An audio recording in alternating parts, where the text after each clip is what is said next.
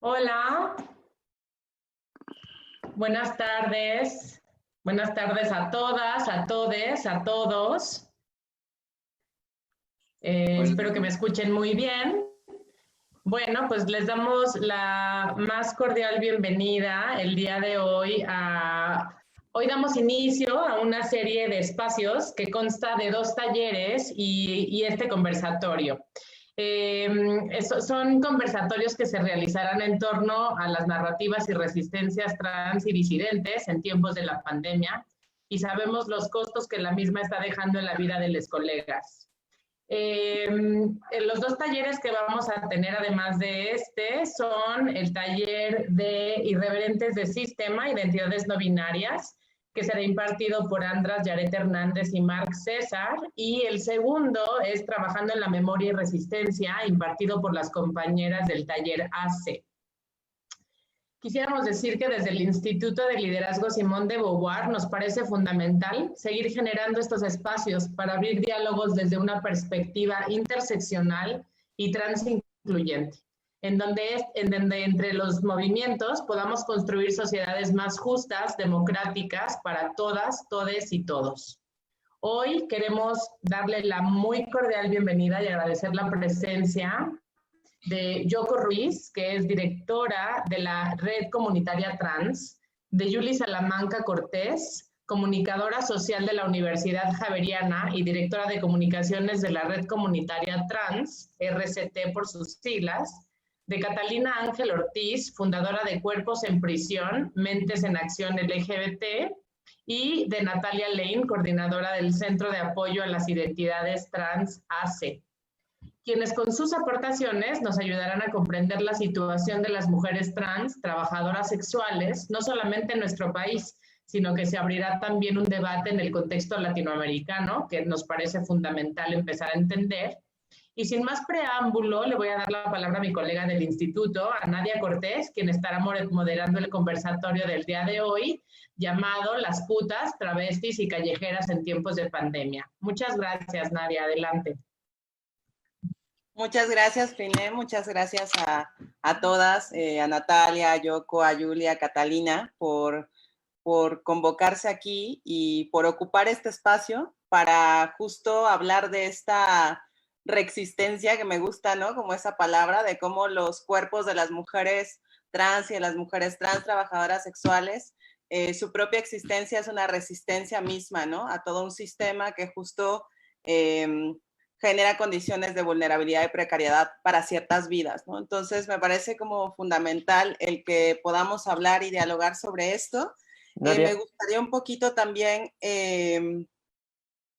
poder como presentarlas un poco más formalmente para quienes no las conocen, puedan saber como toda la caja de herramientas y de capacidades y de insumos que ustedes como han desarrollado a lo largo de sus vidas. Entonces me gustaría presentarlas personalmente a cada una un poquito. Bueno, Natalia, bienvenida. Natalia Lane es egresada de la carrera de Ciencias de la Comunicación de la Facultad de Ciencias Políticas y Sociales de la UNAM, en el área de periodismo. Fue becaria del programa de movilidad estudiantil de la Dirección General de Cooperación e Internacionalización de la UNAM y ha realizado sus estudios de especialización periodística en la Universidad de Antioquia, en Medellín, Colombia, donde colaboró en el periódico local de la urbe con reportajes relacionados con mujeres trans y trabajo sexual. Ha colaborado con organizaciones como Así Legal, Centro de Derechos Humanos Fray Francisco de Vitoria, Almas Cautiva AC y Jauría Trans, compartiendo experiencias con personas trans jóvenes, migrantes, trabajadoras sexuales y en contextos de reclusión. Colaboró en un proyecto con Fundación Arcoiris para la construcción de un Observatorio Nacional de Crímenes contra Personas LGBT en México. Actualmente es coordinadora del área de gestión de proyectos del Centro de Apoyo a las Identidades Trans AC, donde participa en talleres de prevención para personas trans en el área de salud, seguridad y acceso a la justicia, siempre desde una perspectiva interseccional que mira a las personas trans como sujetas de derecho frente a un contexto de violencia a la diversidad sexual y de género. Bienvenida, Natalia. Muchas gracias por aceptar la invitación a este conversatorio. Las voy a presentar a todas para que después podamos tener una conversación rica y fluida en donde no tenga que estar interrumpiendo tanto yo y como darles el espacio a ustedes para que se explayen en esta conversación latinoamericana. Pues le doy también la bienvenida a Yoko Ruiz, que es directora general de la Red Comunitaria Trans, es defensora de los derechos humanos de las trabajadoras sexuales y es referente suplente para la Red LAC Trans, Red Latinoamericana y el Caribe de Personas Trans, investigadora de la Liga de Salud de Personas Trans con la Embajada de Países Bajos. También es activista interdisciplinar y educadora comunitaria. Muchísimas gracias, Yoko, por aceptar la invitación. También de la Red Comunitaria Trans voy a presentar a Yuli Salamanca, que es directora de comunicaciones de la Red Comunitaria Trans, comunicadora social de la Universidad Javeriana, transfeminista, defensora de derechos humanos, activista por los derechos de las personas trans, mujer con pene que defiende la autonomía corporal, la igualdad de derechos de todas las formas de ser mujer y trabaja por construir un feminismo en el que quepamos todix. Muchas gracias, Yuli, por estar aquí. Y finalmente, y no menos importante, voy a presentar a Catalina Ángel, activista por los derechos de las personas trans y cofundadora de la Fundación Red Comunitaria Trans y también del proyecto Cuerpos en Prisión, Mentes en Acción en la cárcel Picota Llerón en Bogotá, Colombia. Además, lleva más de 10 años de trabajo colectivo y en la escena artística. Muchísimas gracias, Catalina, también por estar aquí. Pues bueno, sin más, como lo adelantaba Friné, el objeto de este conversatorio es que podamos entender un poco qué ha pasado en este contexto de la pandemia, qué está pasando con las mujeres trans trabajadoras sexuales, pero también con las mujeres y con los hombres trans en prisión, ¿no? ¿Qué panoramas se agudizaron? ¿Cómo han enfrentado esto? El trabajo comunitario que se ha hecho, ¿no? Pero para ir como un poco en orden de conversación, nos gustaría poderles dar la palabra para que nos cuenten un poco cuál es el contexto al que se han enfrentado en esta pandemia, ¿no? ¿Qué panoramas precisamente se agudizaron? ¿Qué políticas o no políticas se generaron dentro del Estado mexicano o el Estado colombiano? Sé que en Colombia todo el tema del pico y género es algo muy importante que hablar, ¿no? Y como también creo que se han agudizado temas como la transfobia en Latinoamérica. Nos parece importante que hablemos de esto.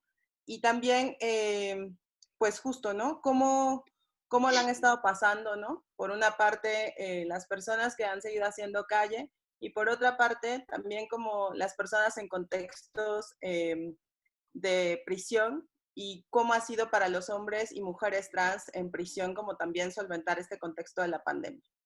Natalia, no sé si te gustaría empezar. Ok, pues antes que nada, estoy muy contenta de poder compartir este espacio, no solo con las compañeras del Instituto de Liderazgo, sino también con hermanas trans tan comprometidas en la lucha de los derechos humanos, ¿no? En América Latina.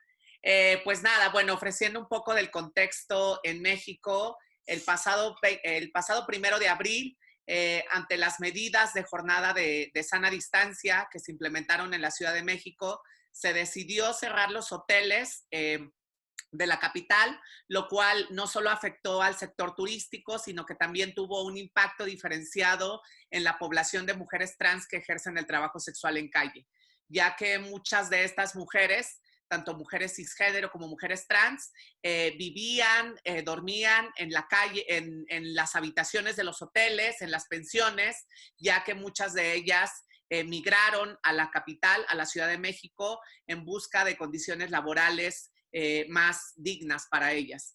Esto lo que produjo fue que de la noche a la mañana las compañeras trans pasaran a ser mujeres que tuvieran un techo donde vivir, a convertirse en mujeres trans en situación de calle.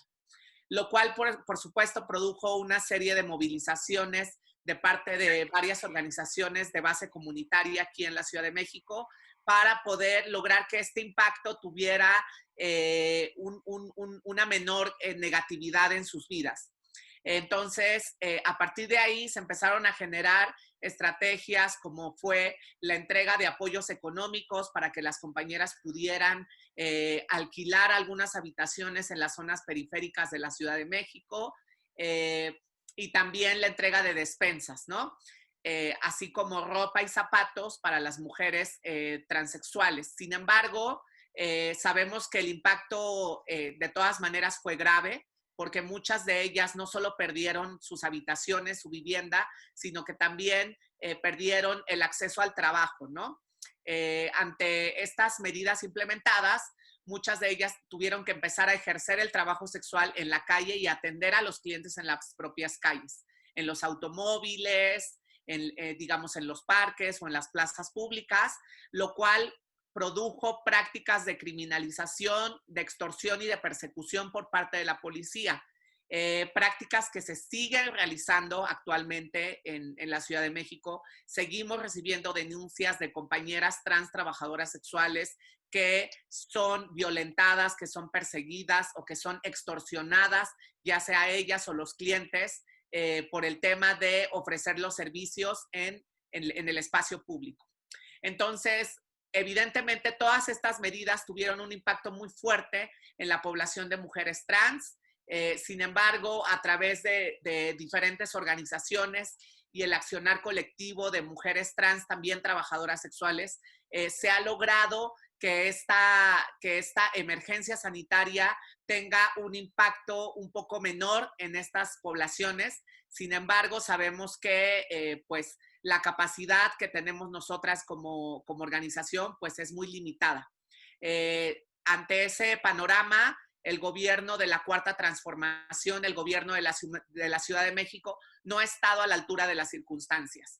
Ha tenido políticas ineficaces, incluso diría yo mediocres, a través de la entrega de una tarjeta electrónica a las compañeras trabajadoras sexuales, a las cuales no les cayó el depósito comprometido, y por supuesto que esto ha generado que las compañeras vivan condiciones mayores de pobreza, de desigualdad, de discriminación y de violencia.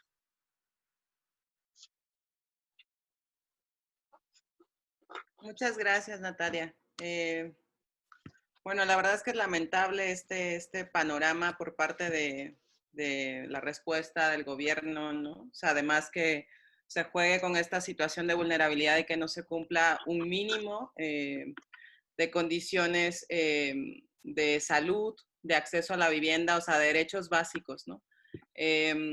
Quisiera un poco ahora pasar a que nos comentara Yoko cuál ha sido también precisamente, creo que hay unos elementos de coincidencia en el contexto mexicano y en el contexto colombiano, como ha sido el tema del no acceso a la vivienda, como el desplazamiento precisamente, pero también ha habido otras medidas que justo también un poco recuperando ciertos puntos de lo que comenta Natalia acerca de la criminalización del trabajo sexual. Creo que eso es un contexto al que se enfrentan ambos países, ambas ciudades específicamente, porque también habría que decirlo, ¿no? O sea, estaría muy bien que en algún otro momento esta conversación también pasara para una conversación en los estados, ¿no? Estamos hablando específicamente de Ciudad de México y vamos a hablar específicamente de Bogotá, ¿no? Entonces, Yoko, no sé si nos puedes comentar cuál ha sido el contexto al que se han enfrentado las mujeres trans trabajadoras sexuales en esta crisis del COVID-19.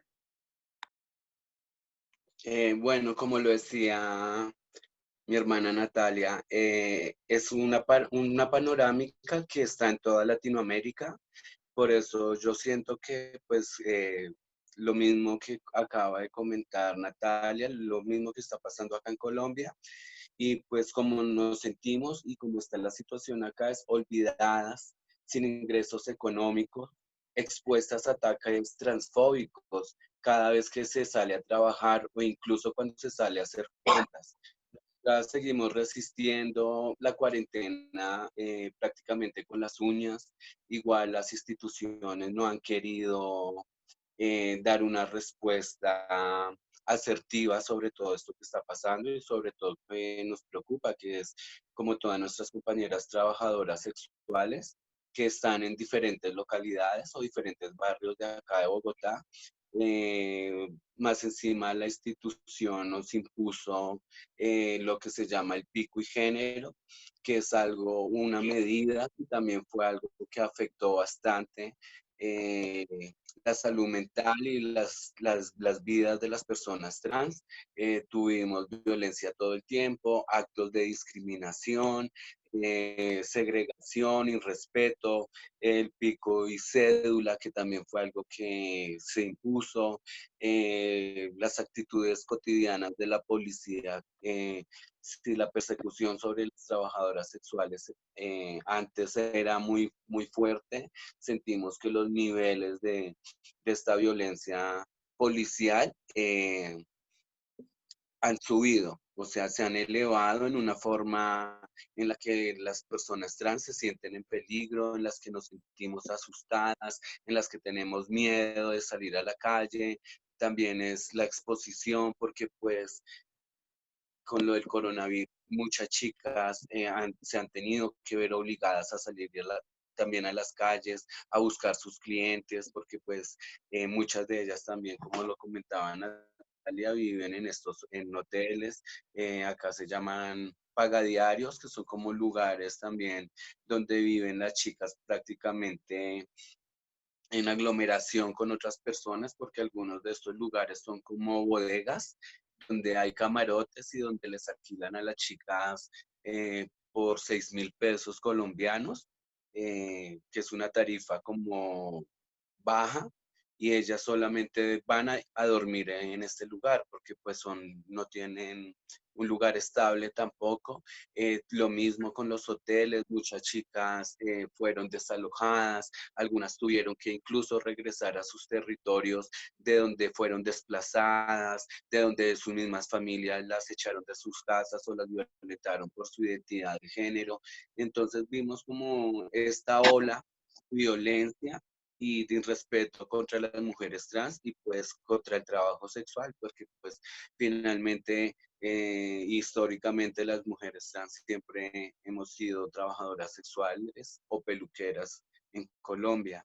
Entonces, para esa población y para las chicas que están en los diferentes barrios donde se ejerce el trabajo sexual, ha sido una condición bastante, bastante difícil poder mantener como su estabilidad en vivienda y también pues tener alimento, porque pues muy bonitos los comerciales que nos ponen en televisión, en radio, por redes sociales, de quédate en casa, pero ¿qué pasa con las personas que no se pueden quedar en casa, que tienen que tienen familiares, hijos, padres a, a su responsabilidad? Entonces es algo que totalmente no se puede dar espera. Por eso desde la Red Comunitaria Trans también logramos como crear un fondo de ayuda de emergencia para las trabajadoras sexuales, y pues desde la Red Comunitaria Trans fue una herramienta fundamental para poder sobrevivir en medio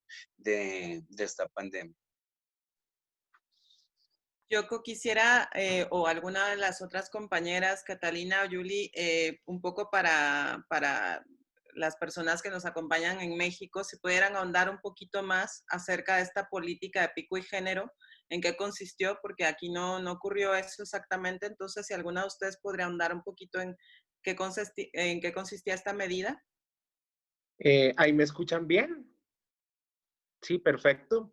Bueno, muchas gracias por la invitación. Qué dicha que conspiremos en estos espacios de travestis, maricones y callejeros. Bueno, la medida pico y género fue una medida que consistía en que los días pares salían mujeres y los días impares salían hombres, y las personas trans debían salir el día con el que se sintieran identificados. Si sus construcciones son de mujeres, salían el Día de las Mujeres y así con el Día de los Hombres. ¿Qué pasa con esta medida? La medida pico y género fue una medida inconstitucional que utilizaba un criterio sospechoso de discriminación, el cual es la categoría sexo. Acá esta medida también no tuvo en cuenta la experiencia de otros países como Panamá y como Perú, que cuando se implementó esta medida lo que causó fue el aumento y un crecimiento de hechos de transfobia y de violencia policial. Hubo muchos casos de violencia contra personas trans. En Perú se dieron cuenta que esta medida ponía en riesgo la vida de las personas trans y la quitaron. Acá en Colombia, teniendo una alcaldesa lesbiana que uno creería que tiene cierta empatía, o cierto conocimiento de las personas trans, se implementó dejándonos en manos de nuestro principal agresor, que es la policía. Acá la policía en Colombia ha matado, ha asesinado y ha violentado a personas trans. Y esos casos al día de hoy siguen en la impunidad. Entonces, lo que pretendía el decreto Pico y Género era que ahora cualquier persona puede decidir y meterse en nuestros cuerpos y decirnos que si somos hombres o mujeres según su criterio. Entonces, ¿qué fue lo que pasó con esta medida? Cuando una persona trans iba a un supermercado, le decían, no, usted no es una mujer, usted no puede estar en la calle, y no le dejaban hacer mercado. Y la policía los violentaba. En las 2 primeras semanas tuvimos 20 casos de violencia contra personas trans en supermercados, se les negaba el acceso a que pudieran comprar sus necesidades básicas, y una mujer trans apuñaleada porque un hombre le dijo que ella estaba en la calle el día que no debía porque ella no era una mujer, ella era un hombre disfrazado. Entonces esto nos lleva a reflexionar en torno a que ninguna política, sea con pandemia o sin pandemia, se puede adoptar a costa del bienestar de ningún grupo social. Y eso es lo que está haciendo la medida Pico y Género en Colombia, en Panamá, en Perú y en otros países. Es permitir y legitimar que la gente se meta en nuestros cuerpos. Es otra vez ubicarnos en esos binarismos, en ese, si tú eres mujer o tú eres hombre, si tú eres mujer tienes que lucir así, si tú eres hombre tienes que lucir así para que te respeten.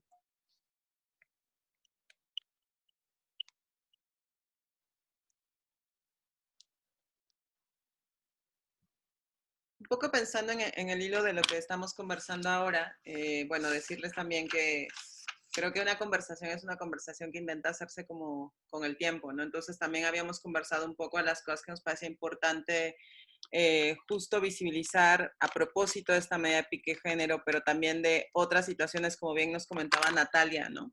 También donde ha habido discriminación o denuncias por parte de las compañeras trans trabajadoras sexuales también. Justo preguntar y hablar un poquito acerca de ciertos casos que, como decían bien ahorita, no es una situación solamente en México o en Colombia, sino que ha sido una situación en Perú, en Panamá, y también vimos un caso muy emblemático de violencia de la propia policía con una compañera trans en España, en Benidorm específicamente, ¿no? Entonces, quizá también una cosa que ha sido sonada y que las compañeras de la red comunitaria trans han estado como difundiendo estos últimos días es el caso de Alejandra, en donde pues también ha habido como una falta de atención, una negación de la atención y una violencia fuerte. Me gustaría pues si alguna de ustedes quisiera comentar un poco más acerca de esto.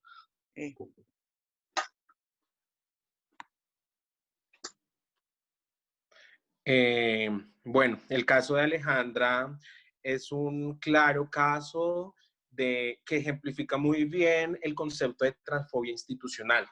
Alejandra se murió por la transfobia. Alejandra la asesinó la transfobia, la negligencia y la discriminación. Alejandra era una mujer trans, trabajadora sexual que vivía con VIH y el sistema de salud no la quiso atender. Llegó a atenderla porque se sentía ahogada y no la quiso atender por ser una mujer trans que vivía con VIH. Después se demoraron 15 horas en levantar su cuerpo, 15 horas que su cuerpo duró en el cuarto. Entonces acá tenemos varios hechos. Primero, discriminación por prejuicios y estigmas relacionados con ser una mujer trans trabajadora sexuales y sumado a eso, vivir con VIH. Entonces a Alejandra la mató la falta de información frente al VIH y la transfobia. Lo más absurdo de este caso es que la Secretaría de Salud acá en Colombia sacó un comunicado el día viernes diciendo que a Alejandra no se le había trasladado porque una persona, la acompañante de Alejandra, había firmado un documento que evitaba el traslado. Hoy salen con un comunicado diferente diciendo, aceptando que mintieron al decir que alguien firmó y cambian la versión y ahora dicen que Alejandra fue la que no quiso ser trasladada. Esto es un proceso de revictimización que primero hay negligencia, pero también revictimizan y no respetan la memoria porque nos llaman mentirosas. Todo lo de las trans muchas veces es robado o es mentiras Y creo que es un caso que refleja toda la situación de abandono y es una radiografía perfecta de la situación de las trabajadoras sexuales acá en Bogotá. Las ayudas humanitarias no están llegando. Entonces estamos invitando a todas las personas en Twitter que nos acompañen con el numeral Justicia para Alejandra. Al día de hoy todavía no se han esclarecido los hechos. Lo que tenemos claro es que fue un hecho de negligencia, discriminación y transfobia. Quizá un poco para ir como, pues, terminando de dibujar este panorama, el contexto de la pandemia, ¿no? Cuando la realidad para todas o para todes y todos no es necesariamente el quédate en casa, ¿no? Por cierto, y voy a aprovechar porque las compañeras de la red comunitaria trans nos compartieron un video que hicieron a propósito también de visibilizar que esa no es la realidad de todas las personas y después lo vamos a compartir por ahí. Es un video que justo reflexiona mucho sobre eso, ¿no? O sea, las personas que nos hemos quedado en casa, estamos preocupadas por ciertas cosas que es una realidad hecha en un globo y en una burbuja, y también esa era una de las necesidades por las cuales queríamos hacer este conversatorio, mostrar que la realidad de todas las personas no es el quédate en casa, segura y acompañada o sola, pero con unas ciertas condiciones de sobrevivencia que no tienen todas las personas, pues, ¿no? Entonces, un poco para cerrar también este contexto de que la realidad no somos las que estamos acá en casita, ¿no? Quisiera también poder escuchar a Catalina, que nos comparta un poco acerca del proyecto de Cuerpos en Prisión, pero también cuáles son las condiciones a las que se han enfrentado las mujeres y hombres trans en contextos de prisión, ¿no? ¿Cuál ha sido como las condiciones, cuáles han sido las medidas, cuáles han sido las cuestiones difíciles a las que se han tenido que enfrentar en este contexto de pandemia, Catalina? Hola, buenas tardes. Agradecerles por el espacio. Me encanta compartir un espacio tan poderoso con personas tan poderosas. Y bueno, sí, hablando como del encierro, dentro del encierro, que es la situación que viven las personas privadas de la libertad, pues es un contexto bastante difícil y aún más violento, ¿sí? Uno entendiendo que pues las personas privadas de la libertad están en total abandono estatal. Muchas de las personas privadas de la libertad no cuentan con redes de afecto, redes familiares, como lo son en su mayoría las personas trans o personas de los sectores LGBT, lo que hace uno que la violencia sea mucho más amplia, dos, que la impunidad sea pues constante y tres, que los canales de denuncia no sean viables para las personas privadas de la libertad. En este contexto, pues, digamos que en medio de la pandemia, toda esta situación ha expuesto a las personas, uno, pues, a una infección masiva en un sistema donde el sistema de salud es precario. En estos momentos, pues, no están recibiendo atención de medicina general, nada, pero, o sea, no solo en medio de la pandemia, sino como que siempre en los centros penitenciarios, como que el sistema de salud nunca ha dado abasto para las necesidades y el hacinamiento que existe en las cárceles, ¿no? Que el hacinamiento también es una de las problemáticas, porque digamos como frente a pues las prácticas y exigencias del Ministerio de Salud para protegernos y cuidarnos, pues no son viables dentro de una cárcel donde en una celda de 2x2 viven 6, 7 personas. Entonces, bueno, uno por ese lado. Por otro lado, también digamos como que el tema de abastecimiento ha sido bastante complicado, puesto que pues, los caspetes, que son como las tiendas que hay allí internas por parte del INPEC, que es el Instituto Penitenciario y Carcelario, pues no están siendo abastecidas, las personas pues están quedando cortas con el tema de utensilios de aseo, pues alimentos también, pues sabiendo un poco que la comida que se brinda en los centros penitenciarios no es algo muy agradable. Entonces, digamos como que esto también ha puesto a las personas en esta situación, pues en un sistema de tortura también. El tema de no visitas ha generado también para las mujeres trans un nivel muy alto de acoso sexual. Pues imagínate, todos los hombres 4 meses sin sus visitas, lo que ha ocasionado pues que las chicas se sientan pues son más temerosas de ser pues abusadas sexualmente, el acoso verbal es mucho más fuerte. Y dos, pues el tema de prevención en enfermedades de transmisión sexual, o sea, como que la distribución de condones no está siendo posible dentro de las cárceles, lo que está pues uno exponiendo a cualquier tipo de enfermedad fuera del COVID a las personas trans y gays privadas de la libertad. También, digamos, como que el tema frente a las movilizaciones que se hacen dentro de las cárceles, exigiendo derechos, exigiendo protocolos de protección para la población privada de la libertad, lo que ha ocasionado son respuestas violentas por parte del IMPEC el pasado 23 de marzo, si no estoy mal, en la cárcel Modelo de Bogotá.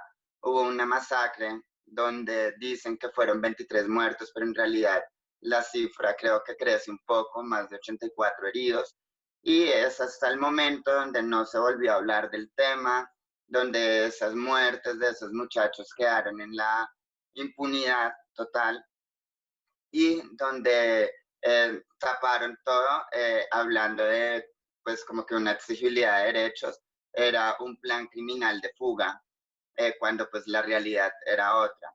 Y con eso pues justificaron esta muerte de estos muchachos. También el tema de las decisiones que se están tomando las directivas del IMPED, como lo es el tema de los traslados de las URIs o de otras cárceles, entre cárceles, pues uno expone a un contagio masivo, ya entendiendo que hay infectados dentro de cárceles. Pasó en la cárcel de Villavicencio, Meta, donde salieron los primeros infectados y el director de La Picota, su decisión fue como que trasladaran a personas de la cárcel de Villavicencio a la cárcel Picota, donde ya en este momento hay varios casos de contagio, ¿sí? Pues varios casos de contagio sin atención médica tras el hecho, ¿no? Digamos como que, bueno, esto es un poco el contexto general que están viviendo las personas privadas de la libertad. Ha sido muy difícil, pues, conocer más a fondo como las dinámicas y los procesos que están allí, puesto que, pues, la salida de información es muy difícil, muy restringida, de llegada y salida de información dentro de las cárceles. Y pues en este momento donde pues ni siquiera hay visitas, donde nadie puede estar al tanto de sus familiares, pues ha sido mucho más difícil pues estar como en contexto pues con esas personas que la están pasando muy mal dentro del grupo de personas privadas de la libertad, el Grupo Nacional de Personas Privadas de la Libertad. Pues se han hecho como varias acciones a nivel nacional, varias acciones de huelga pacífica, donde pues la respuesta siempre ha sido la violencia. En realidad como que la situación de las personas privadas de la libertad, sobre todo las personas trans y LGBT, en estos momentos pues es bastante fuerte, bastante difícil, y creo que es una de las poblaciones que también está como más expuesta frente al virus y a otras violencias.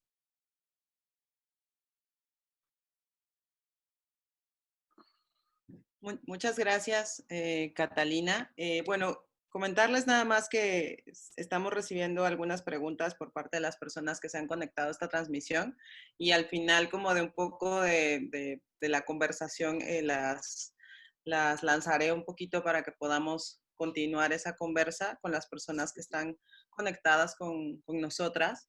Pero me gustaría, bueno, creo que ya se han venido como lanzando ciertas cosas, pensando en los apuntes que hacía Catalina sobre la dificultad de poder como tener acceso a la comunicación, a la información, ¿no? Y como qué estrategias se han generado. Algo que me gustaría resaltar, pues, ¿no? Es que también, por eso al inicio de la primera parte de este conversatorio, que era hablar del contexto de la pandemia al que se han enfrentado las mujeres trans, trabajadoras sexuales y las mujeres y hombres trans privadas de la libertad. Me parecía importante también señalar como que qué se había agudizado, ¿no? O sea, como que lancé la pregunta de qué se había agudizado, porque creo que también es importante señalar que el contexto de la pandemia agudiza situaciones que la comunidad ya vive, pues, ¿no? Y esto es importante señalarlo, pues, ¿no? O sea, como esta como invisibilidad de que hay unas condiciones de injusticia y eso se normalizan, ¿no? O sea, hablando de esta nueva normalidad de la que se habla mucho acá en México, a la que vamos a entrar, es como esta nueva normalidad ya generaba condiciones de vulnerabilidad y precariedad para ciertas vidas, pues, ¿no? Y es importante decirlo. Y a propósito de eso también, como siempre creo que hay, siempre como hay como justo, ¿no? Hablando un poco de la primavera trans, ¿no? Siempre hay cosas que florecen y hay una resistencia que está ahí sosteniendo la vida de las personas trans desde hace mucho tiempo, ¿no? Y también creo que eso es un poco la pregunta que me gustaría hacerles, ¿no? ¿Cómo han hecho, qué estrategias, qué alianzas, qué herramientas, qué cosas han desarrollado en este contexto? Y no solamente en este, ¿no? Sino decir que esta acción de base, de calle, comunitaria, es algo que nos han enseñado las personas trans desde siempre, ¿no? Entonces, también preguntarles específicamente qué tipo de acciones, qué proyectos han hecho andar en este contexto específico que les ha permitido sostener la vida, ¿no? Y que les ha permitido sostener la vida desde un lugar colectivo y comunitario que generando alianzas justo y alianzas que normalmente aparte vienen dentro de las justo, ¿no? Dentro de la misma comunidad trans, dentro de las maricas, dentro de las machorras, dentro de toda esa comunidad disidente que finalmente genera acciones bien potentes para sostener la vida. Entonces me gustaría preguntarles un poco acerca de eso, ¿no? O sea, sé que la red comunitaria trans se ha organizado de ciertas maneras y me gustaría que pudiéramos hablar un poquito de eso, ¿no? Cómo se ha apoyado, incluso también a propósito del trabajo de Yuli en la red comunitaria trans, qué estrategias de comunicación, ¿no? Con Natalia, pues que nos hable un poco de las alianzas que se han generado con AMETS, ¿no? Con la Asociación Mexicana de Trabajadoras Sexuales, con el proyecto Haciendo Calle, ¿no? Un poco lanzo estas cosas que ya atisban un poco de esta organización potente que se ha dado, pero pues quiero que nos compartan ustedes. Ok, bueno, yo visualizo las estrategias y las formas en cómo hemos logrado hacer frente ante esta pandemia en 3 niveles. Uno que tiene que ver con el institucional, el gubernamental, que desafortunadamente en la Ciudad de México ha sido insuficiente ante la clara voluntad política por parte de los gobiernos locales de atender a los grupos de atención prioritaria como lo son las mujeres trans y las trabajadoras sexuales. Hemos visto una respuesta insuficiente, hemos visto, como mencionaba anteriormente, una respuesta mediocre que no logró apoyar a las compañeras que en este momento siguen saliendo a las calles a trabajar ante el riesgo del contagio por COVID-19. Y los otros 2 niveles me parece muy importante porque tienen que ver con el tema comunitario.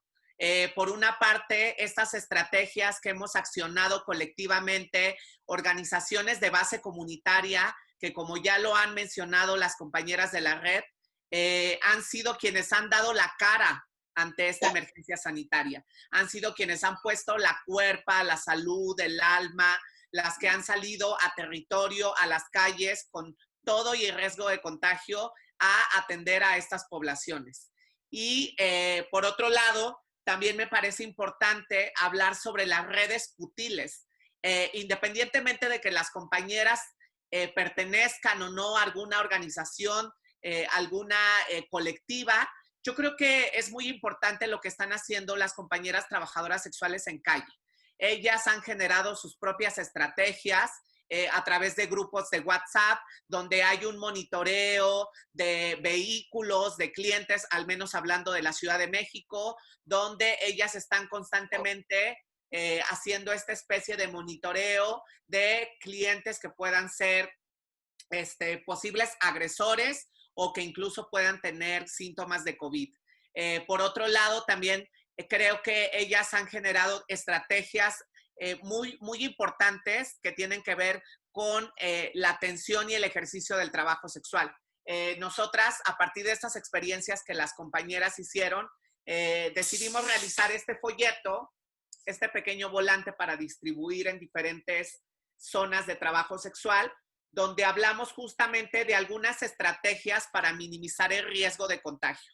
Y algunas de ellas son, pues, no besar en la boca a los clientes, aunque a veces es difícil por la calentura y por la cachondez de nuestro trabajo.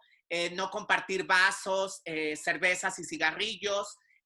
Justamente algo que también hablaban las compañeras de la red, recomendar ciertas posiciones sexuales, no compartir agujas, no compartir bebidas, e incluso en todo momento utilizar protección, ¿no? Gel antibacterial, lubricante y condones, que es algo que de antemano las compañeras trabajadoras sexuales lo hacemos en lo cotidiano, ¿no? Tampoco es que vengamos a descubrir el santo grial, son estrategias que nosotras tenemos desde mucho antes de la pandemia. Entonces, me parece muy interesante cómo también estamos justamente empezando a desmontar esos prejuicios que se tienen sobre el trabajo sexual, porque sabemos que hay posiciones muy claras dentro de los feminismos que hablan y niegan la existencia de la identidad de las mujeres trans, que niegan la experiencia de las mujeres trans y dicen que las mujeres trans no somos mujeres. Y hoy hemos demostrado ante esta crisis de salud que las mujeres trans somos mujeres y que las mujeres trans somos las que estamos ahorita generando redes de solidaridad, de sororidad, como decimos aquí en México, y de empatía con las compañeras trabajadoras sexuales. Y también, por otro lado, tenemos posiciones desde los feminismos o desde los pseudofeminismos transodiantes, pero también abolicionistas, que niegan el reconocimiento del trabajo sexual de las mujeres porque únicamente ven la explotación en este sector, cuando sabemos que vivimos en un sistema capitalista que permanentemente está explotando los cuerpos y la fuerza de trabajo de todas las personas. Entonces, a través de estas experiencias y estas estrategias, el trabajo colectivo que se está haciendo, por un lado con las organizaciones de base comunitaria y por el otro lado con las compañeras trabajadoras sexuales, estamos justamente demostrando que en las peores crisis, quienes están saliendo a dar la cara son aquellas a las que se nos ha negado la identidad de mujer históricamente, ¿no?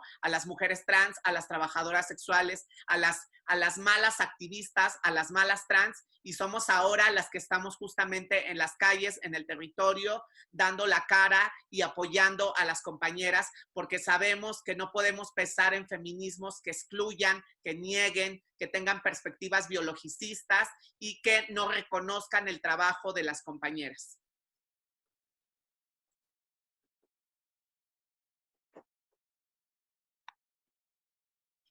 Muchas gracias, Natalia. Pues, Yoko, Julie o Catalina, ¿les gustaría contarnos un poquito ustedes qué herramientas, qué estrategias han empleado, cómo justo han sostenido la vida? Ahorita un poquito vamos calentando el terreno también para hacer conversaciones que ya interpelen también a las personas que nos están escuchando, ¿no? Precisamente acerca de estos feminismos, pseudofeminismos, de la necesidad de generar conversaciones interseccionales y dejar de pensar en esquemas que parten desde el juicio, que parten justo desde pues lugares que creo que llevan una interpelación que no es desde ayudarnos a sostener la vida entre todas y todes, sino más bien entre justo ataques que por ahí también voy a lanzar, quizá no reconocen ciertos privilegios que atraviesan,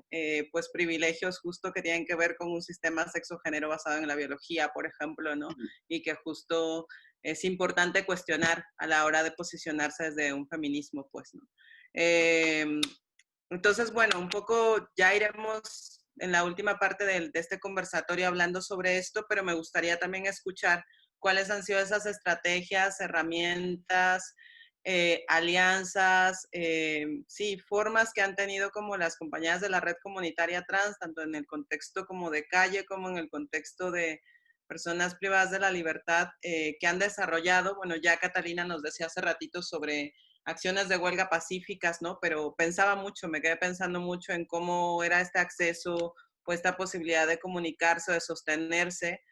no solamente desde una cuestión de sostenibilidad de la vida en condiciones de los derechos básicos para sostener la vida, sino también creo que algo que me gustaría escuchar es qué tipo de herramientas han desarrollado en términos de cuidado colectivo, del cuidado de los afectos, que fue lo que precisamente señaló Catalina también, pero que creo que también hay temas de salud mental o esto que quiera decir la salud mental, pero que tiene que ver con los afectos, ¿no? También para no estigmatizar la salud mental.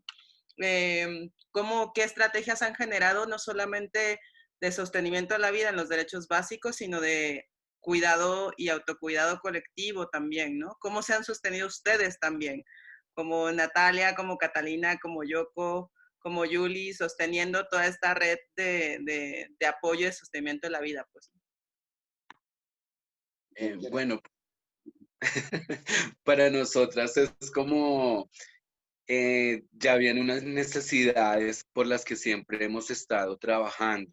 Entonces es como este acceso a los derechos y pues como lo comentábamos, gracias al trabajo comunitario que tenemos y gracias a aliados que tenemos internacionalmente, pues nosotras veníamos también ya antes de que como que llegara el COVID a Colombia.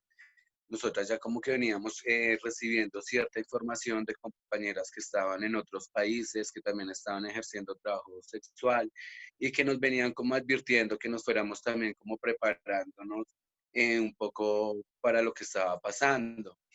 Y pues desde la red comunitaria trans somos un equipo de 12 personas que siempre estamos ahí como todas pendientes. También una de las herramientas muy importantes que tuvimos al momento de esta urgencia fue la unión, la creatividad de todo el equipo, un trabajo muy importante que ha hecho Juli Salamanca como comunicadora, que es algo que también nos ha servido y ha sido una herramienta fundamental para todo este proceso. Y desde ahí pues decidimos como siempre hemos tratado como de visibilizar muchas problemáticas por medio del arte audiovisual. Entonces, desde el equipo de la red comunitaria también contamos como con chicas que despiertan su parte artística y cuando frota como todo esto salen como todas estas ideas locas. Entonces, de ahí nació como esta idea de crear un video y de crear un fondo de emergencias también para las trabajadoras sexuales, porque pues por la experiencia que tenemos durante todos estos años, pues la red comunitaria trans lleva ya 9 años de que fue fundada. Entonces, en toda esta experiencia nosotros dijimos, bueno, pues sin COVID nos han vulnerado todos nuestros derechos. Ahora, pues, ¿cómo va a ser con el COVID? Eh, Después del COVID también nos llegó lo del pico y género, el pico y cédula, todo esto fue como también problemáticas súper terribles para las trabajadoras sexuales, que prácticamente es como si nuestro trabajo nunca fuese reconocido como un trabajo. Entonces, de ahí pues logramos como crear un video donde también hablábamos como de los privilegios de algunas personas, como entre los ricos de nuestro país, diciendo que tenían que darle mercado a los pobres, que sacar de sus bolsillos cosas que son como ilógicas, un presidente pidiéndole a los ricos de sus países, o sea, sabiendo que pues están las arcas del gobierno, que es de donde esperamos atiendan una emergencia. Y efectivamente, con el pasar del tiempo, hemos estado como peleando, por decirlo así, con las instituciones, reclamando y exigiendo que respondan por las trabajadoras sexuales y lo único que han hecho es poner sus oídos sordos ante todos nuestros reclamos, ante todas nuestras exigencias que hacemos. Y pues como lo decíamos también, nosotros no queremos quitarle responsabilidad al Estado, ni mucho menos, pero pues era algo que teníamos que hacer y gracias al fondo pues pudimos evitar que muchas chicas fueran desalojadas de los hoteles, de los pagadiarios. Sin embargo, aunque hubieron varios desalojos, pues se lograron como que encontraran otros sitios, otros hoteles y pues que también de parte de la red y de este fondo pudieran tener para pagar por lo menos 15 días de habitación, porque pues recién empezó esto, nosotras no teníamos ni idea cuánto iba a durar, cuánto tiempo iba a ser los aislamientos. Acá fue totalmente, hubieron hasta horarios de que no se puede, de toque de queda, que nadie podía salir de sus casas también. Hubieron barrios que fueron totalmente cerrados y pues para nosotras esta situación era muy difícil porque las chicas trans, algunas tampoco entendían la información del COVID, no sabían nada sobre los síntomas, no saben ni siquiera dónde acudir en caso o un número donde llamar en caso de que uno se sienta de pronto que está infectada. Entonces, lo único que logramos hacer fue como dentro del equipo, que creo que ya ahorita Juli nos comentará más cómo fue lo de la estrategia de comunicación.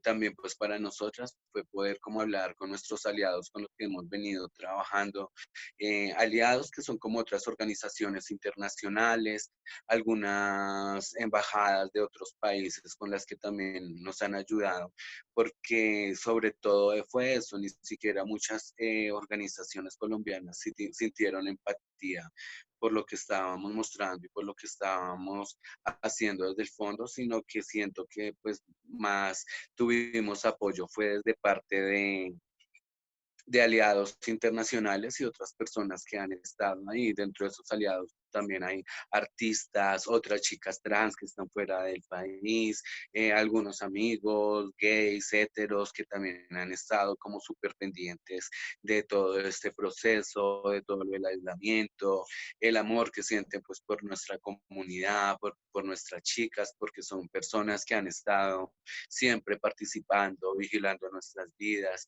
y pues mediante este trabajo comunitario en el cual hemos hecho, se ha podido como fortalecer una cadena de aliados que desde el corazón y desde la red comunitaria y todas las trabajadoras sexuales de Colombia, les agradecemos por estar ahí apoyándonos en el fondo de emergencia, donando mercados, donando alimentos, donando dinero, porque pues fue casi 600, 700 chicas que pudimos como atender entre los primeros días. O en estos últimos días también hemos podido como ayudar a chicas de otras localidades, de otros barrios, no solo donde se ejerce el trabajo sexual, sino otras chicas también de peluquerías, personas con discapacidad, adultas mayores que de verdad la estaban pasando muy mal. Mm, a uno se le apachurra el corazón de ver la cara de alegría, como, como ese agradecimiento de verdad, porque nadie se acordaba de ellas. Ver todas estas chicas adultas mayores, ya señoras, se esmeraban que por darnos un café, que por llevarnos un pedacito de rellena, algo como atendernos en medio de todas estas necesidades. Entonces te apachurran el corazón totalmente.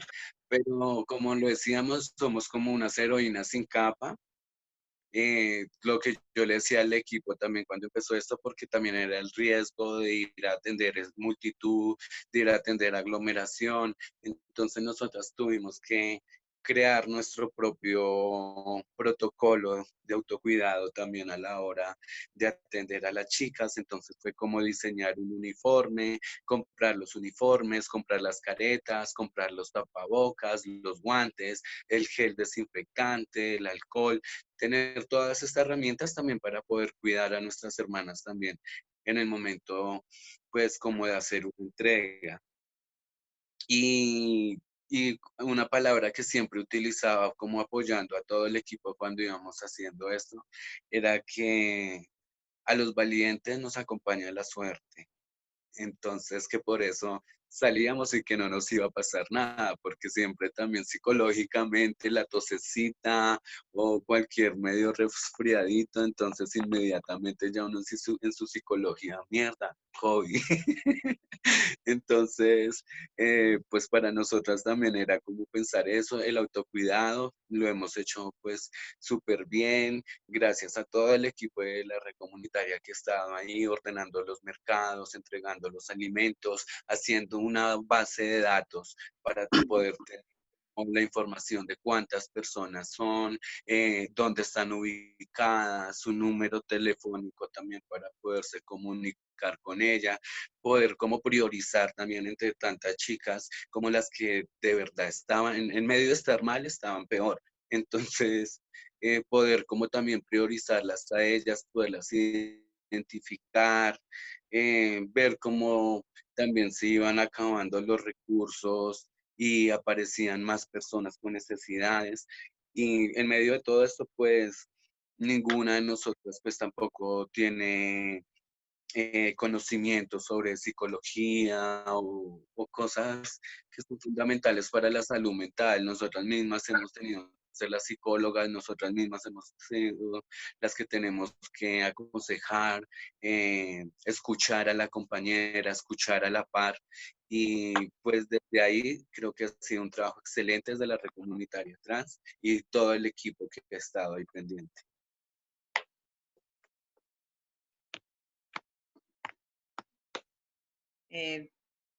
Gracias, Yoko. No, está genial. Julie, Catalina, ¿quisieran abonar? Bueno, a mí me gustaría, digamos, como, bueno, sí, todo lo que dice Yoko, pues ha sido como, pues como nuestro motor en este proceso. Creo que una de las cosas más importantes fue que entendimos de primer, digamos, como de primer momento en la situación en la que nos encontramos. Siempre las personas trans es en un abandono total por parte del Estado. Sabíamos que las ayudas por parte del Estado a las últimas personas que iban a ver, pues si siquiera nos llegaron a ver, eran las personas trans y habitantes de calle. Entonces, como que desde que empezó el simulacro de la cuarentena, nosotros entendíamos de que pues las personas trans éramos las que íbamos a estar más llevadas en medio de todo esto, las que vamos a estar sin respuesta institucional, porque pues nunca nos han dado una respuesta. Entonces creo que esta rapidez con la que asumimos el riesgo en el que estábamos también nos permitió dar una respuesta inmediata frente a toda esta emergencia. Lo que decía Yoko sí ha sido como súper importante todo el tema de la creatividad, de cómo llegarle a la gente, a los aliados, de cómo empatizarlos con la situación que vivimos las personas trans, sobre todo en ejercicio de prostitución y habitabilidad en calle. Y pues en medio de todo, como de todo ese odio en el que vivimos las personas trans y todo, también ha sido súper bonito y creo que también ha sido una fuente de poder y una fuente de decir como no, toca resistir y ha sido como todo el amor y el cariño que nos han brindado todas las personas que han donado, que han apoyado, que nos han hecho sentir válidas, que han hecho sentir que nuestras existencias y que nuestras vidas valen para ellos. Ha sido súper bonito, ¿sí?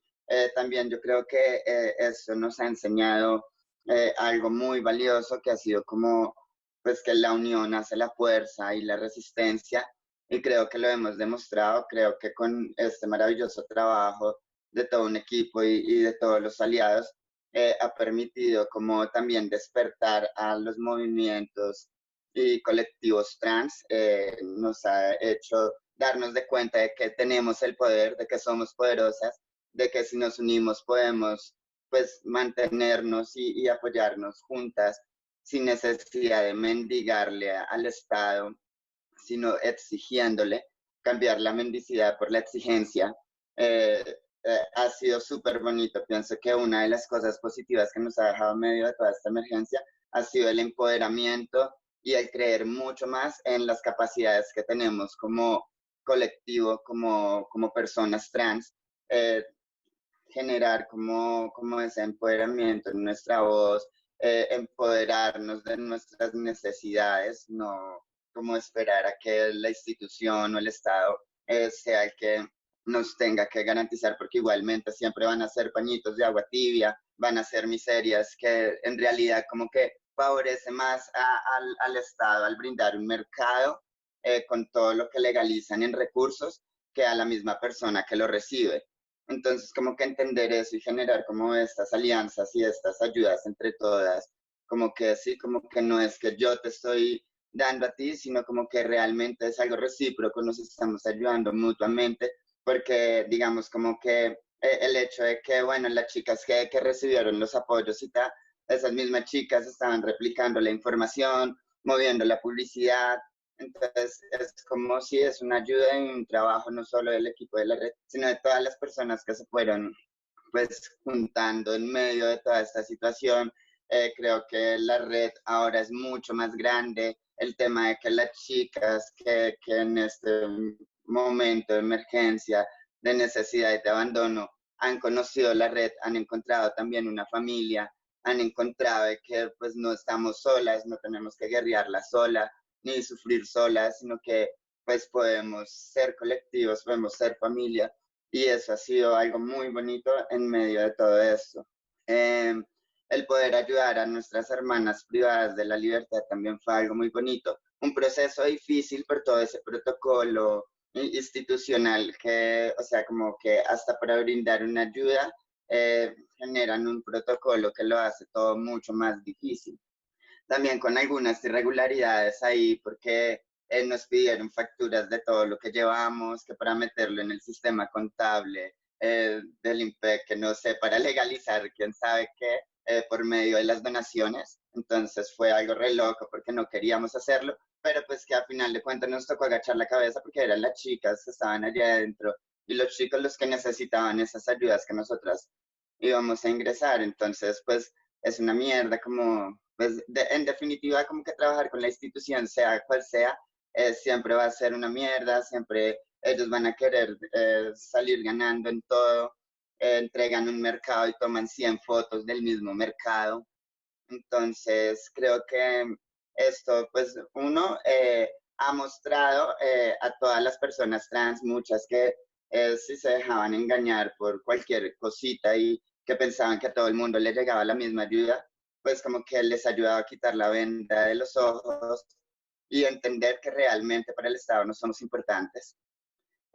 Dejar de creerles todo lo que dicen por redes sociales, por noticias, sí, porque muchas personas el único acceso a la información que tienen es ese.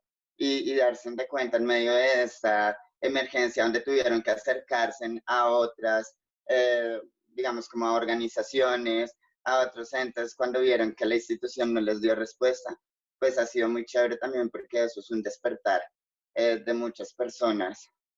Digamos como que también este fondo pues fue muy lindo porque fue primero pensado pues para nuestras parceras de la calle, trabajadoras sexuales, como si las que siempre vimos como más llevadas de todo, pero ha sido tan grande y tan impactante que hemos podido apoyar hasta personas cisgénero, personas adultas mayores, personas con discapacidad, como que ha sido muy lindo. Creo que el amor y la empatía es como el mejor tratamiento emocional que podemos tener para seguir adelante, para no tenerle miedo a la calle, para no tenerle miedo al contagio. Es como esa fuerza interior que te empuja, como vamos a colaborarnos entre todas, a salir de esto entre todas.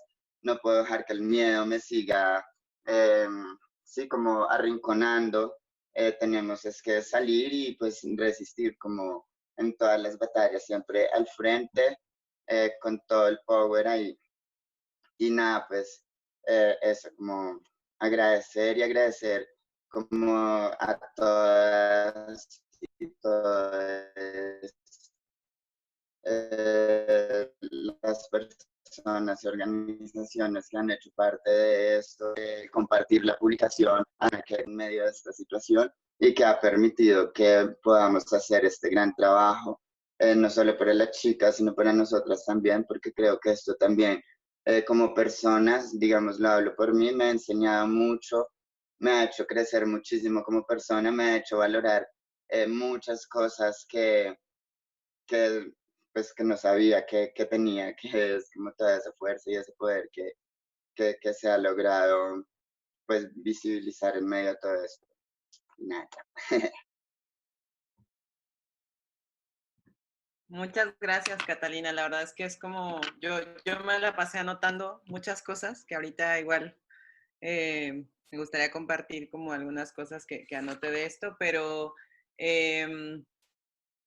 si les parece bien, me gustaría que fuéramos, hay varias preguntas de las personas que están conectadas, entonces hay como varias cosas, ¿no? Me gustaría lanzar la pregunta que teníamos un poco también para cerrar, pero ya está como un poco, también hemos estado hablando de esto en esta conversación y con esta último tema sobre el cuidado, sobre qué herramientas han generado, ¿no? Para poder sostener la vida en estos tiempos entre ustedes, ¿no?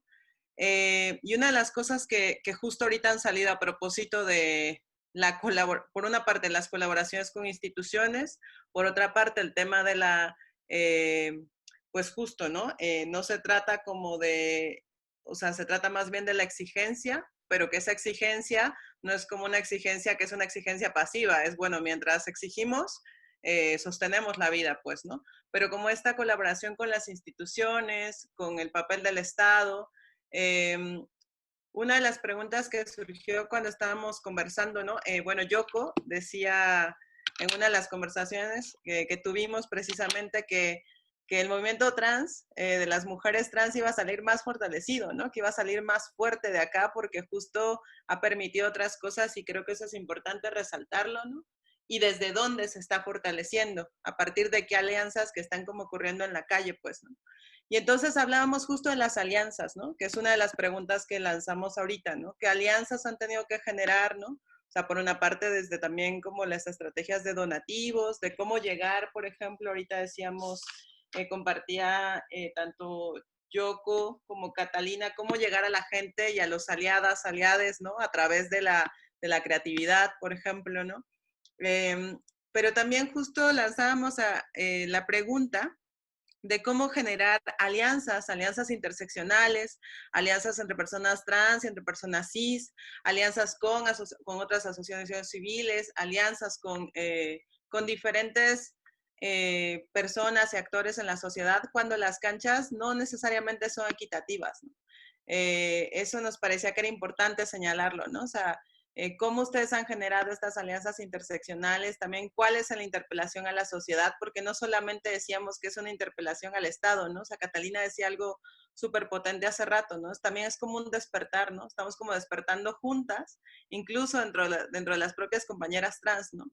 Pero cómo este despertar puede ser como contaminante, aprovechando la metáfora del virus, hacia otras identidades, pues, ¿no? O sea, cómo podemos generar justo movimientos más interseccionales y que quisieran como quizá un poco de forma también cerrando ciertas preguntas que habíamos planeado para el conversatorio, como para poder pasar también a las preguntas de las personas que nos están escuchando y viendo, como esta interpelación a la sociedad, ¿no? O sea, como qué reflexión sobre estas alianzas podríamos generar un poquito.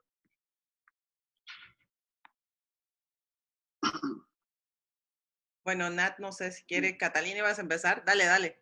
No, O no sé qué iba a pasar. no. Sigan, pásenle. Yo opino que Juli nos comparta un poco la experiencia que han tenido en la red comunitaria. Perdón, es que se me fue un momento. ¿Cuál era la pregunta? ¿Me la repitan, por favor? Ay, yo se la repito. Ah, perdón. Es que pensé que le ibas a decir, Natalia. Bueno, un poco hablábamos de recuperar esta reflexión que estábamos teniendo sobre las alianzas, ¿no? Cómo generar estas alianzas interseccionales, ¿no? Un poco que recuperábamos esto que también había hecho Catalina sobre un cierto despertar, ¿no? Entre incluso las propias compañeras, ¿no? Que permitía justo la organización comunitaria, el generar como pues una red de apoyo mutuo, ¿no? De ayuda mutua, ¿no? Entonces también pensaba en cómo generar pues sí, como proceso de contaminación con otras alianzas, entre otros movimientos, entre otras identidades, ¿no? Y qué implica esto, ¿no? cómo lo han experimentado ustedes, ¿no? Y también como esta cosa que hablábamos de, pues, una interpelación a la sociedad, ¿no? Creo que no solamente es un tema hacia el Estado, pues, ¿no? Desde un respeto a las vidas diferentes, disidentes, etcétera, desde un reconocimiento de la autonomía del cuerpo de las mujeres trans, ¿no? Creo que también me parece que es importante y bueno, por ahí va la pregunta. Bueno, nosotras desde hace 2 años decidimos, y así lo hemos nombrado como... ¿Aló, me escuchan? Nosotras hace 2 años decidimos separarnos del movimiento LG, del movimiento de personas lesbianas y gays, porque sentíamos que no era una relación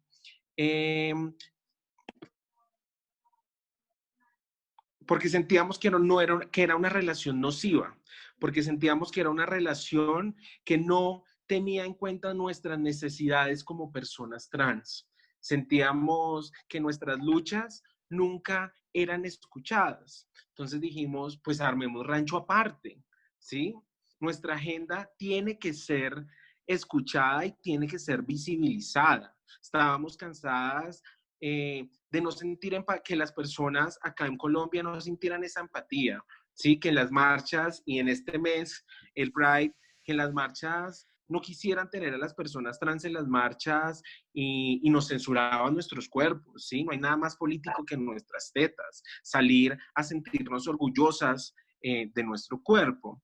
Entonces nosotras decidimos armar Rancho Aparte y luchar por un movimiento trans interseccional, un movimiento trans que reuniera a todas las identidades, a todos los cuerpos que se han sentido alguna vez excluidos o que alguna vez les han dicho, ustedes no caben aquí. Por eso entendimos y materializamos la necesidad de hacer articulaciones con el movimiento de personas afro, con el movimiento de personas con discapacidad, con el movimiento de personas usuarias de droga. ¿Sí? Cada uno de los movimientos nos ha enseñado algo y cada uno de los movimientos se unen en sí porque luchan por la autonomía de los cuerpos. Y creo que eso es muy importante, porque el movimiento trans se ha dado una lucha histórica porque nadie decida sobre nuestros cuerpos. El movimiento de personas con discapacidad se lo ha dado a diario y se lo sigue dando.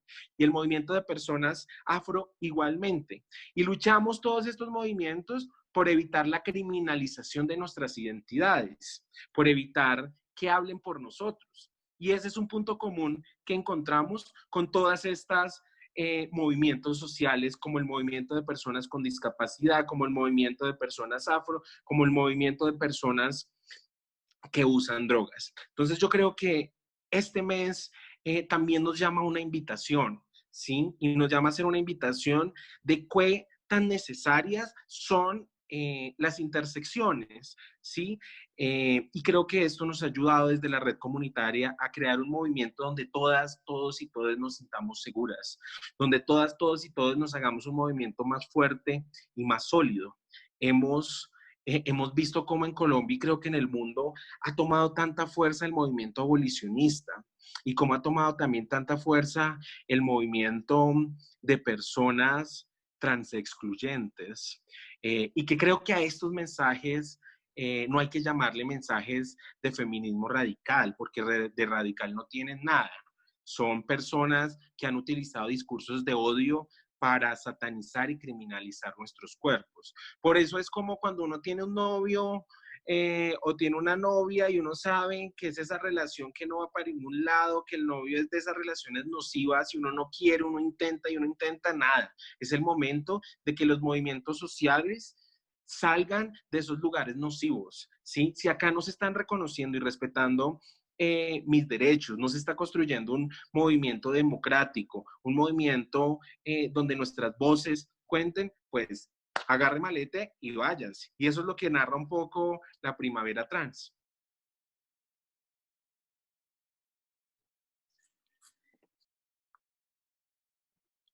¿Quieres comentar algo, Natalia?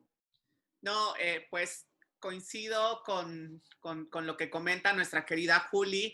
Creo que también estamos viviendo un despertar en América Latina, no solamente a partir de la pandemia de coronavirus, sino también de varias movilizaciones en lugares como Chile, como Bogotá, como México, con el movimiento feminista y por la ola de feminicidios, donde también se tendrían que contemplar los transfeminicidios, ¿no? Y los asesinatos a mujeres trans en el espacio público. Y creo que también es momento también justamente de reflexionar sobre el concepto de interseccionalidad que nos atraviesa constantemente cuando trabajamos con las poblaciones, ¿no? Nosotras, desde Haciendo Calle, siempre tratamos de ver justamente a través de esta mirada, no solamente del género, sino también de la etnicidad y de la clase social. En la colecta también hemos acompañado casos de compañeras transmigrantes que, como ustedes saben, México se ha convertido no solo en una ciudad y en un país de tránsito, sino también una ciudad de destino de las trabajadoras sexuales trans de Centroamérica a la Ciudad de México. Y ha sido un trabajo también de formación, de sensibilización con las compañeras trans, trabajadoras sexuales mexicanas, ¿no? Para justamente desmontar estos prejuicios que a veces vienen desde el racismo, desde la xenofobia, desde el clasismo, que justamente es mirarnos desde otras formas que no solamente sean la identidad y expresión de género, sino también de dónde venimos, ¿no? Cuáles son nuestros lugares, hacia dónde vamos, cuáles son nuestros proyectos de vida también, y también entender la violencia que constantemente se está ejerciendo en el espacio público a las trabajadoras sexuales. Y creo que eso también es muy potente decirlo. O sea, hay que decir a quiénes se están asesinando. Se están asesinando a las compañeras trans trabajadoras sexuales. No se está asesinando a todos los cuerpos trans. Se están asesinando particularmente a las trabajadoras sexuales, a las precarizadas, a las migrantes, a las que nunca han tenido oportunidad en ningún ámbito social. Entonces, creo que en ese sentido tenemos justamente que a través de estas acciones colectivas, justamente mirar a las compañeras, acompañarlas, pero no también desde una perspectiva de salvarlas, ¿no? Porque creo que a veces también dentro de estas estrategias que compartíamos de autocuidado, de acompañamiento, a veces podemos caer quizás en eso, ¿no? En que nosotras vengamos a salvar. Nosotras no venimos a salvar a nadie. Nosotras venimos a acompañar, a crecer, a aprender, y yo te puedo decir que a pesar de que yo tuve la posibilidad de estar en un espacio universitario como la UNAM, de quienes más he aprendido ha sido del trabajo en la calle. Hace ratito Catalina decía algo que me gustó mucho, que era, no hay que tenerle miedo a la calle, ¿no? No hay que tenerle miedo al territorio, a conocer las historias de nuestras compañeras, a acompañarlas, a saber de qué manera podemos contribuir a que estas historias no sean contadas ni miradas bajo la óptica del éxito o el fracaso, ¿no? Porque también ahí hay una narrativa muy, muy preocupante sobre la vida de las mujeres trans, que es la revictimización, el discurso lacrimógeno, triste, oscuro de la vida de las mujeres trans. Yo creo que la vida de las mujeres trans tiene gran componente de alegría, de fuerza, de amor, de resistencia, de sexo, de cachondería, de furia travesti, y creo que también esas historias merecen ser contadas por nosotras y por nosotras. Entonces creo que estamos justamente viviendo un momento en el que las personas trans estamos reclamando nuestro lugar en la historia. Y lo estamos reclamando porque ya no estamos dispuestas a que hablen por nosotras. Yo quisiera agregar una cosita respecto a lo que dice mi compañera, que estoy totalmente de acuerdo, porque acá a las que matan no es a todas las trans, son a las trans trabajadoras sexuales y a las trans pobres, ¿sí? Acá hay una visión de Estado que mata al pobre, que criminaliza al pobre. En este año, lo que llevábamos antes de que empezara la pandemia, íbamos 4 mujeres trans asesinadas. Y acá había algo en estos hechos, y es que las 4 mujeres eran trabajadoras sexuales. Lo que vamos en esta pandemia en Cali, han matado a 4 trabajadoras sexuales trans. Entonces, creo totalmente que acá la discriminación, la violencia policial se da frente al trabajo sexual, a las trabajadoras sexuales y frente a la pobreza. Algo muy importante y que creo que todas estamos de acuerdo es que sí nos ha tocado guerrearla, enfrentándonos a muchas barreras de acceso, pero creo que todas estamos de acuerdo que si volviéramos a nacer, volveríamos a ser personas trans, volveríamos a construirnos como mujeres libres, porque eso ha sido lo más lindo de esto y de los tránsitos, vernos al espejo y poder construirnos como se nos da la gana. Y nos han querido meter la idea de que nuestros cuerpos se deben rehabilitar, recuperar, que no hay nada más terrible que ser trans. No, acá las 4 personas que estamos podemos decir con tranquilidad y con seguridad que no hay nada más increíble, hermoso que construirnos como mujeres trans.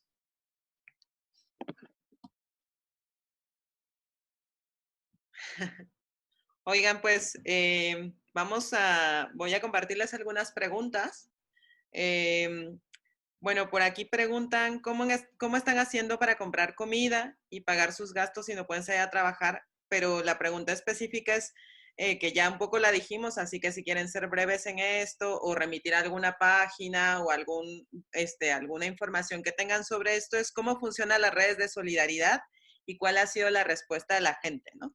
Que un poquito ya la habían por ahí mencionado, pero suelto esa y también voy de una vez a lanzar otra pregunta, que esta es para el contexto mexicano, y preguntan de qué forma en la CDMX el sistema de salud las ha apoyado en relación a las enfermedades que padecen, VIH, terapia de reemplazo hormonal y algunas otras enfermedades de transmisión sexual que por su trabajo hayan adquirido. Enfatizando en el desabasto de medicamentos que presentan las instituciones médicas y laboratorios. Esta para el contexto de Ciudad de México y también lo mismo Nat preguntando si solo está en marcha en CDMX haciendo calle y si de alguna forma han pensado que se pueda extender a otros lugares. Y para las compañeras de la Red Comunitaria Trans de Bogotá, preguntan, la Red Comunitaria Trans, tengo entendido que también están colaborando con las chicas trabajadoras sexuales de otras ciudades. Quiero, por favor, si nos pudieran hablar un poco de la situación en Cali.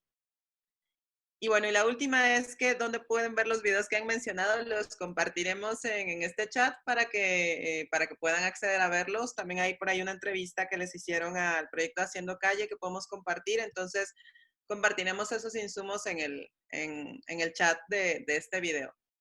Okay. Bueno, brevemente, cuando hablamos de las redes de apoyo que se han tejido, yo sí quiero ser muy clara al decir que al menos en el contexto mexicano, el apoyo que se ha recibido ha sido de compañeras maricas, de compañeras trans, de compañeras no binarias, de gente que sabe lo que es vivir en un lugar donde no hay las condiciones para poder transitar libremente. Creo que las redes que se están formando desde las diferentes organizaciones de base comunitaria es algo fundamental, pero también la interlocución que tiene que haber dentro de las organizaciones de base comunitaria y el Estado, como por ejemplo los gobiernos tienen que entender que no pueden llegar a estas poblaciones sin la interlocución de las organizaciones de base comunitaria, sin el trabajo que las compañeras y los compañeros están haciendo en población habitante de calle, en usuarios de drogas, en personas trabajadoras sexuales, en personas en contextos de precarización. Creo que eso es muy importante. Si quieren pueden seguir nuestras actividades en la página tanto de Facebook como de Instagram del Centro de Apoyo a las Identidades Trans y seguramente también de la Red Comunitaria Trans. Y en el tema particularmente de salud, recordemos que en México estamos viviendo un periodo de transición en el que estaba implementado algo que se llamaba Seguro Popular y que en este momento se transicionó, hablando de transiciones, se transicionó al INSABI, al Instituto de Salud para el Bienestar. Y dentro de esta transición, pues ha habido evidentemente recortes presupuestales que han afectado directamente a ciertas poblaciones, como lo es las personas que viven con VIH.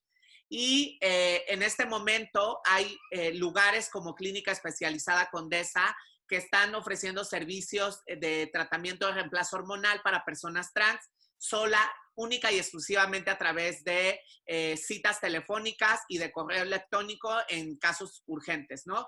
Y en el tema de VIH también se está dando un seguimiento con las clínicas para que las personas que viven con VIH puedan acceder al servicio. Sin embargo, muchas de las compañeras trans que son seropositivas, pues justamente han abandonado sus tratamientos. Y eso es preocupante. También muchas de las personas trans han tenido que interrumpir sus terapias de reemplazo hormonal justamente ante esta emergencia sanitaria. Y hay algo muy particular que me llamó la atención de este comentario, que tiene que ver con las ITS y VIH. Y creo que ahí hay un prejuicio muy característico que se tiene respecto a las personas que no ejercen el trabajo sexual.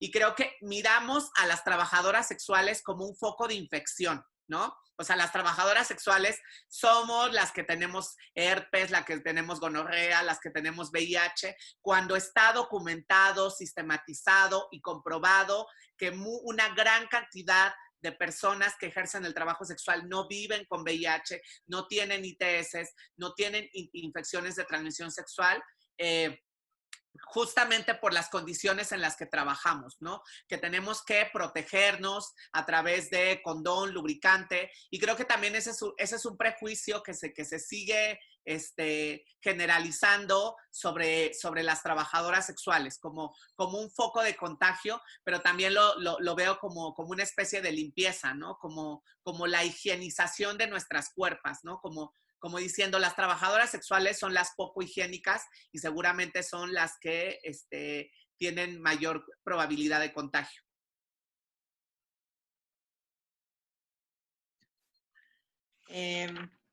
Gracias, Natalia. Yoko, ¿quisieras comentar algo sobre la pregunta que hacían acerca si saben algo acerca de la situación de Cali?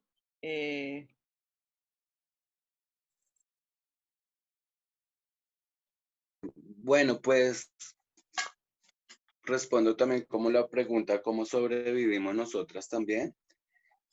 Pues para nosotras, como lo saben todas quienes han hecho trabajo comunitario, tener un sueldo estable o recursos estables, pues para nosotras también ha sido muy difícil.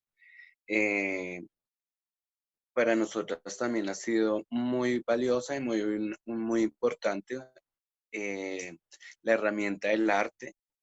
Mediante el arte, pues hemos podido hacer muchas cosas políticas y expresarlas. De ahí también han salido muchos aliados con los cuales hemos podido participar en algunos proyectos y de ahí cómo podernos sustentar también. Desde la red comunitaria trans hemos participado, Catalina ha participado, por ejemplo, en modelaje, ha estado también en algunas proyectos audiovisuales también. Nosotras, pues desde la red comunitaria con algunos proyectos que trabajamos, hemos podido como sostenernos también dentro de esto, poder mantener la red, que es nuestra sede, nuestro espacio, nuestro lugar de encuentro, nuestro lugar de trabajo.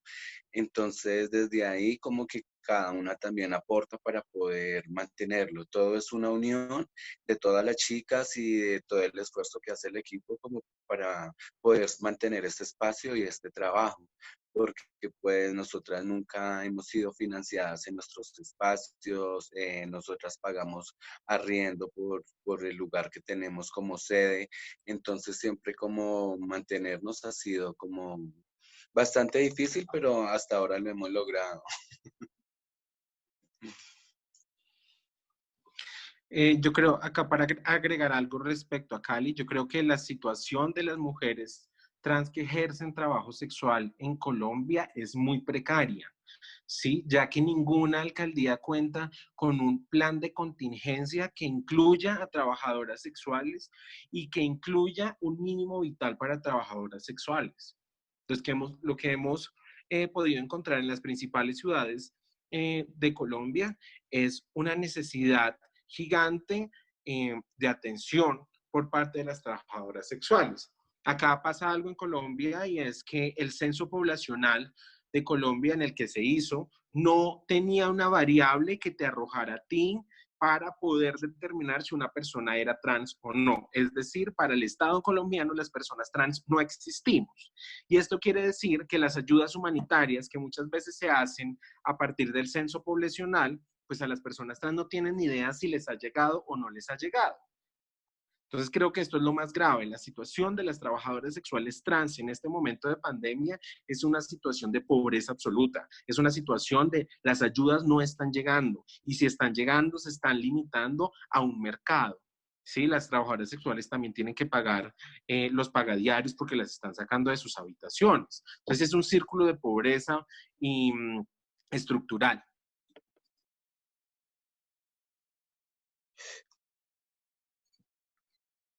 Pues, pues muchísimas gracias por compartir todo esto.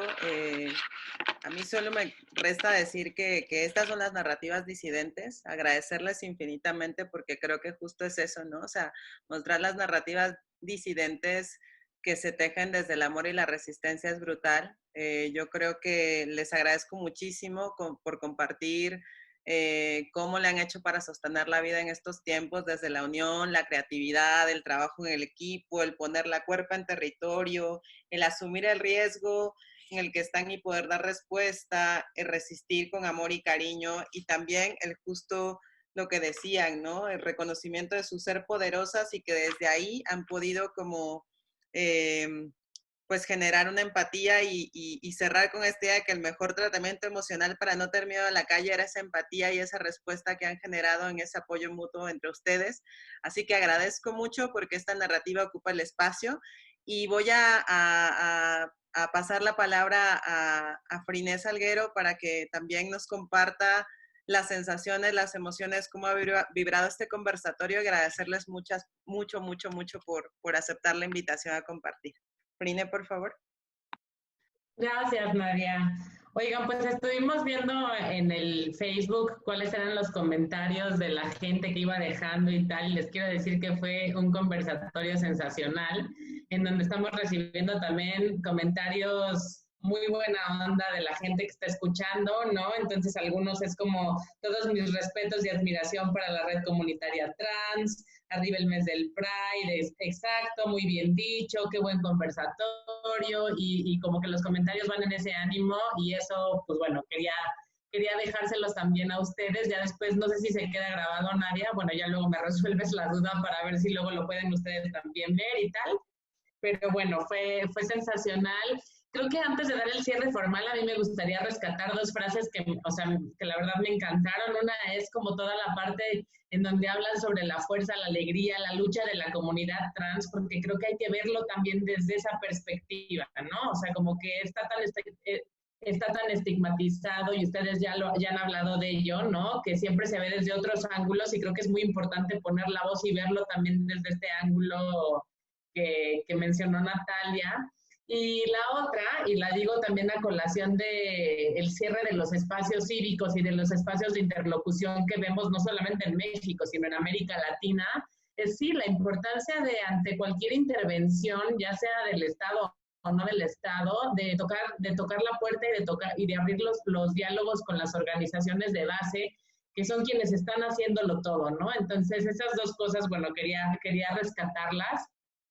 Y bueno, finalmente me parece que las resistencias, pero también las violencias y los actos de discriminación que han puesto sobre la mesa son cosas que ya estaban ahí y que la pandemia ha venido a agudizarlos, pero también ha venido a exponer a estos grupos que sufren este tipo de discriminaciones y de vulnerabilidad. Y creo que, como siempre ustedes lo han sabido hacer, hay que tomarlo como una oportunidad para levantar la voz y para ponerse justamente ahí, ¿no? En la exigencia también. Y me parece también que este escenario nos muestra una y otra vez que el Estado llega tarde, que llega de manera insuficiente, de manera discriminatoria y sin ninguna perspectiva interseccional o transincluyente, ¿no? Bueno, ya no quiero clavarme en hablar del Estado porque, bueno, nos va a dar un poco de dolor de cabeza. Pero finalmente yo nomás quisiera cerrar agradeciéndoles muchísimo, decirles que desde el Instituto de Liderazgo Simón de Beauvoir nos sentimos honradas de escucharles y de escuchar también como todas las formas de cuidado, de organización comunitaria que siempre han llevado a cabo, de las cuales siempre saben cómo salir más fortalecidas y que sin duda son ejemplos que deberíamos emular de cara a cualquier crisis que estemos enfrentando desde cualquier lugar. Entonces, les agradecemos profundamente este espacio, el estar aquí, el compartir con nosotras y que tengan una lindísima tarde y muchas gracias. No sé cómo se cierra virtualmente esto, o sea, colgamos el teléfono. Yo solo diría, pero no sé qué hacer. Entonces, bueno, no sé. Yo solo diría que también dejaremos en redes las cuentas y los insumos para que puedan hacer donativos tanto para el proyecto Haciendo Calle como para el proyecto de la Red Comunitaria Trans, que después igual nos los pueden pasar ustedes, ¿no? Yo propondría a manera de cierre que pues las compañeras también nos compartieran alguna frase o alguna idea, algún sentir que brevemente pues justamente nos ayude en estos tiempos de pandemia y de crisis. Sí. Buenísimo, Natalia. Bueno, yo creo que yo quisiera terminar con, no hay nada más revolucionario que la furia travesti siempre, y si tocan a una, nos tocan a todas. Por favor, vamos a Twitter para que el hashtag Justicia para Alejandra no muera y sigamos gritando, Justicia para Alejandra.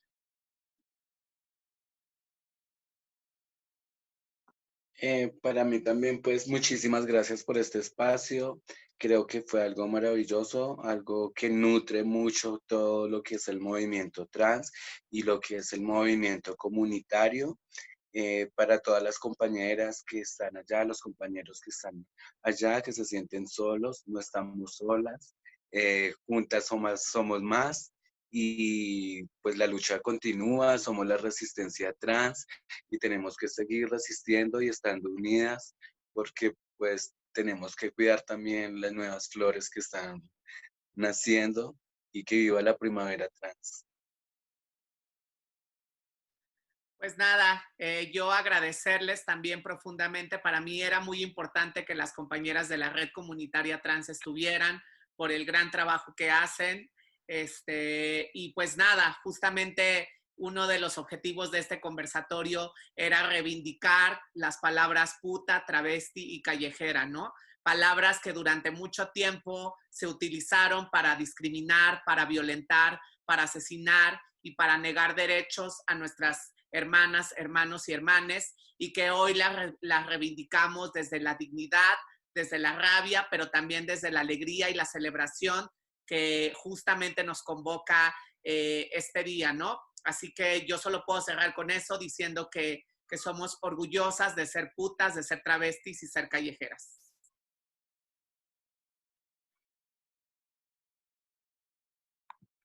Catalina, no sé si quieres cerrar con una frase que justo te desconectaste en ese momento.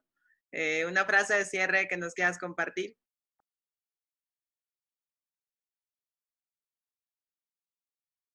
Tienes mute.